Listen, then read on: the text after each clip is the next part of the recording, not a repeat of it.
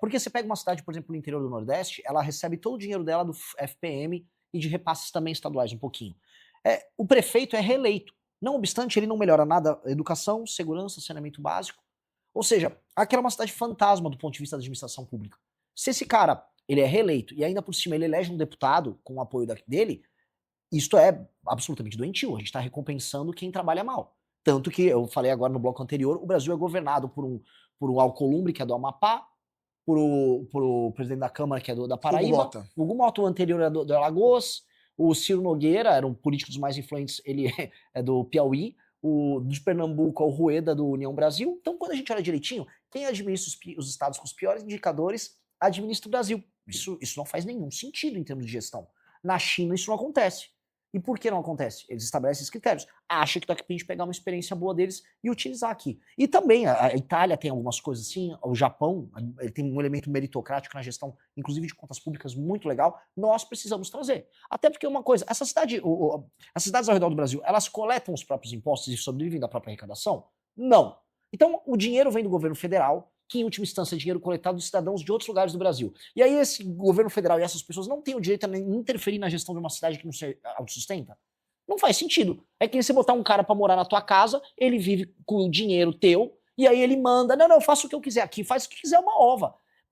Desculpa, é que esse assunto me irrita muito. Ontem o prefeito de Turilândia, que é um corrupto que roubou 56 milhões, foi solto e a população foi fazer uma festa no meio da rua pra ele.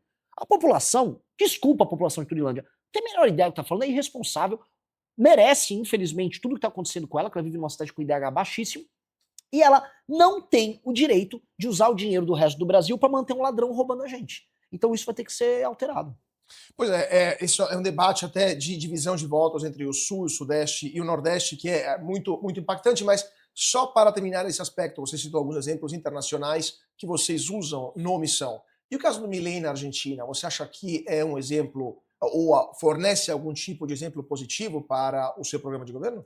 Sim, a coragem que o Milei teve em falar as políticas que ele teria que fazer em termos econômicos, as reformas que ele precisaria fazer em termos econômicos no período eleitoral, sendo absolutamente sincero e honesto com o eleitor. Ele não está aplicando um 171 no eleitor, como o nosso querido amigo Flávio, né? Meu amigo Flávio está fazendo. O Flávio está falando, eu não tenho proposta, eu não vou falar, senão eu perco o voto. E aí ele vai lá e abraça o Milei. Mas gozado, o Milei fez exatamente o contrário. Ele tá avisando, gente, vai cair a casa, vai tudo dar ruim. Eu também tô avisando, vai dar ruim, e eu vou precisar fazer uma série de reformas. Boa parte dos nossos eleitores podem não concordar, mas eu preciso falar para eles que eu vou fazer do que meter um estelionato. Eu não vou ser estelionatário. Do ponto de vista político, isso é uma vergonha. E o Milei não foi. A aplicação das políticas dele estão sob dúvida. Quando é que vem os resultados? Tem muita discussão. Tem gente falando, tem maquiagem de contas por parte dele para apresentar indicadores melhores. Eu sei que ele aplicou as reformas em muitas medições, por exemplo, na parte de inflação e contas públicas houve algumas melhoras claras, mas ainda ele precisa ter um retorno, vamos dizer, claro, para que do ponto de vista político ele consiga se reeleger.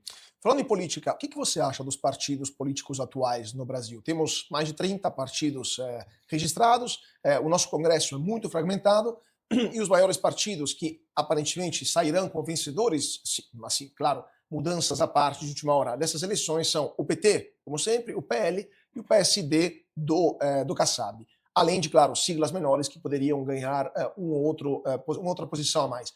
Qual que é a sua opinião sobre a classe política e sobre a estrutura partítica hoje do Brasil? Desses nomes que você citou, o único que é um partido é o PT. Né? O que, que significa ser um partido? Você representa uma visão de parte da sociedade e você perde e ganha defendendo essa visão, essa perspectiva. Os outros são o quê, na sua opinião? São cartórios. Então, para a pessoa que está nos assistindo entender, o PT, quando ganha uma eleição no município, no estado, ele ganha e vai implementar a visão de mundo do PT, do qual eu discordo, mas todo mundo sabe qual é a visão do PT. Beleza. Quando o PSD ganha uma eleição, ou quando alguém ganha uma eleição e ele é instado a tal ou não está no governo, ele sempre vai estar no governo. Porque o PSD não é um partido, ele não tem visão de... Porque alguém sabe quais são as ideias do PSD? Alguém sabe quais são as ideias do PL? Existe lá uma fundação bilionária, a Fundação Álvaro Vale, que usa dinheiro público para supostamente pesquisar. Eles são do PL. Quais são as ideias que surgem do PL?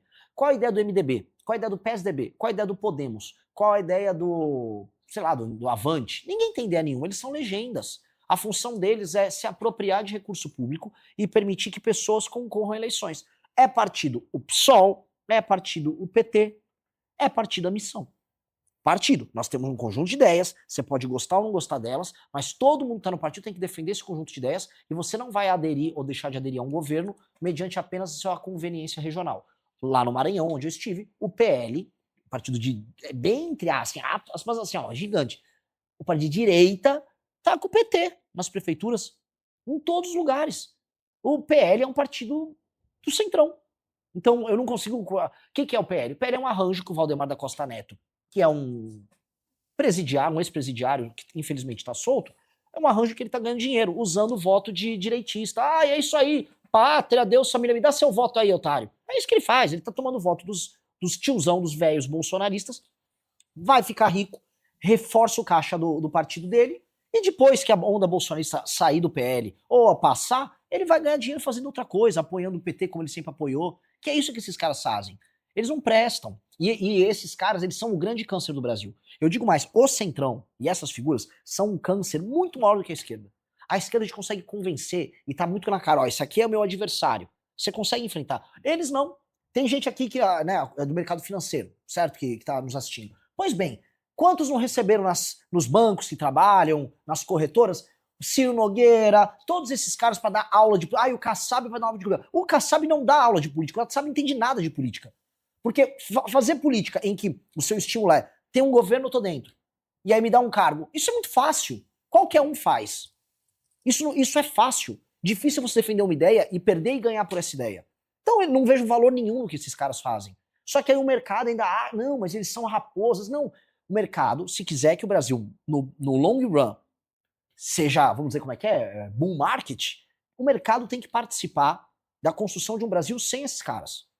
E esse é um problema, e aqui eu jogo o desafio para todo mundo de mercado. Todo mundo só se preocupa com a eleição às vésperas de definir quem é o candidato que faz preço. O mercado tinha que estar ajudando iniciativas sérias, de verdade, como acontece nos Estados Unidos, botar grana em iniciativa séria para permitir que a esquerda não vença e que o centrão deixe de existir. Mas vê se fazem isso. Todo mundo só quer fazer preço. Tirem todos esses bancos, todas essas corretoras. Os caras não têm visão de longo prazo de Brasil. Os caras estão preocupados em fazer preço. Por isso que tinha aquela farsa daquele trade de Tarcísio, onde pegaram o pamonha do Tarcísio, falaram, não, ele vai ser candidato a presidente, tocado pelo Ciro Nogueira, e todo mundo sabe que era isso, e não teve. E eu avisei eles, não tem, o Tarcísio não vai ser candidato, os Bolsonaro vão passar a perna nele. Tava avisando isso em outubro, novembro. Aí, mas fizeram preço, né? Se você gostou desse vídeo, nos ajude. Deixe seu like e inscreva-se no canal.